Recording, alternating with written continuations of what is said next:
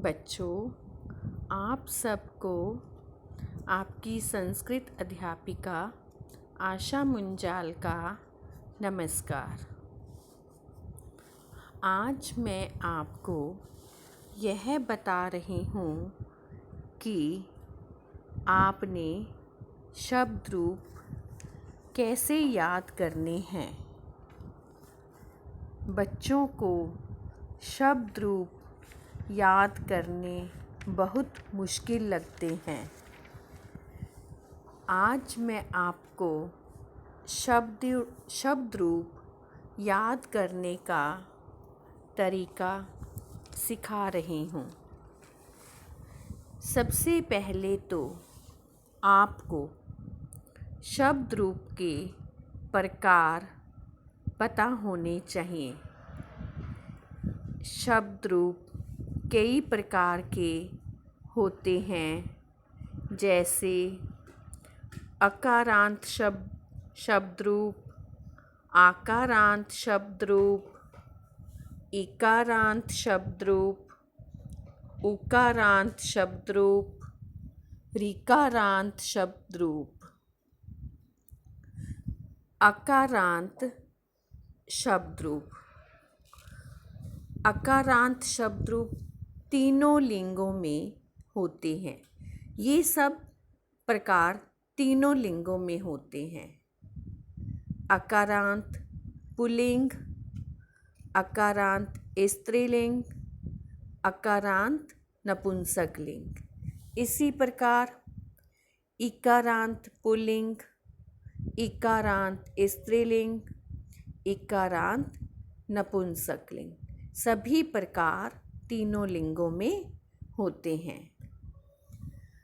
यदि हम अकारांत पुल्लिंग, जिस शब्द के अंत में अकार आता है, वे शब्द अकारांत होते हैं। अकार कहने का भाव यह है कि जिन शब्दों के पीछे अ होता है, वे शब्द अकारांत होते हैं। यदि शब्द पुल्लिंग में है, जैसे नर, अश्व, गज, तो ये अकारांत पुल्लिंग शब्द होते हैं। यदि हम एक ही प्रकार का एक शब्द रूप याद कर लेते हैं, तो हम बाकी शब्दों को आसानी से लिख सकते हैं।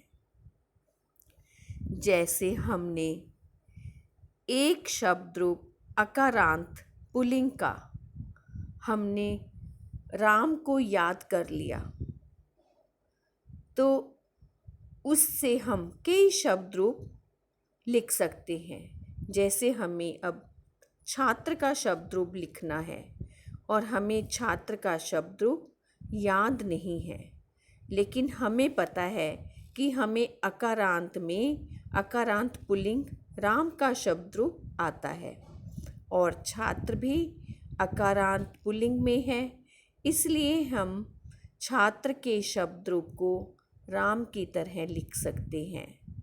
जैसे राम है, रामौ, रामः, रामम, रामौ, रामान। यदि हमने अब छात्र का शब्द रूप लिखना है, तो हमें राम की जगह छात्र शब्द का प्रयोग करना है। छात्र है, छात्रौ, छात्रः, छात्रम, छात्रौ, छात्रान। इसी तरह से हम यदि एक प्रकार में एक शब्द रूप याद कर लें, तो हम बाकी शब्दों को लिख सकते हैं। यदि हमने आकारांत स्त्रीलिंग का, आकारांत क्योंकि पीछे आ की मात्रा आई है, जैसे बालिका शब्द में आ आया है, तो ये कौन सा है? आकारांत। और बालिका स्त्रीलिंग है, तो हमें पता है ये आकारांत स्त्रीलिंग शब्द रूप है। यदि हमने बालिका आकारांत स्त्रीलिंग शब्द रूप याद कर लिया है तो हमें आकारांत लता शब्द रूप लिखना है, तो हम बालिका की तरह लता शब्द रूप को लिख सकते हैं। लेकिन हमें एक शब्द रूप याद करना जरूरी है।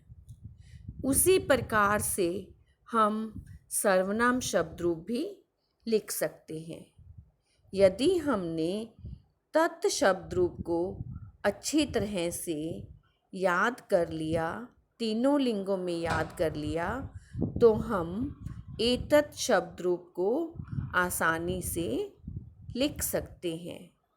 यदि आप इस तरह से अभ्यास करके शब्द रूप याद करोगे तो आपको शब्द रूप आसानी से याद हो जाएंगे। जिस तरह से मैंने आपको धातु का अभ्यास करवाया था, उसी तरह से आपने शब्द रूपों का अभ्यास करना है। अगली कक्षा में मैं आपकी लिखित परीक्षा लूँगी शब्द रूप और धातु रूप की। धातु रूप पठ और गम आएंगे और शब्द रूप एतत्, तत्, किम, फल और राम, ये आपने शब्द रूप याद करने हैं। अगली कक्षा में इनकी लिखित परीक्षा होगी। धन्यवाद बच्चों।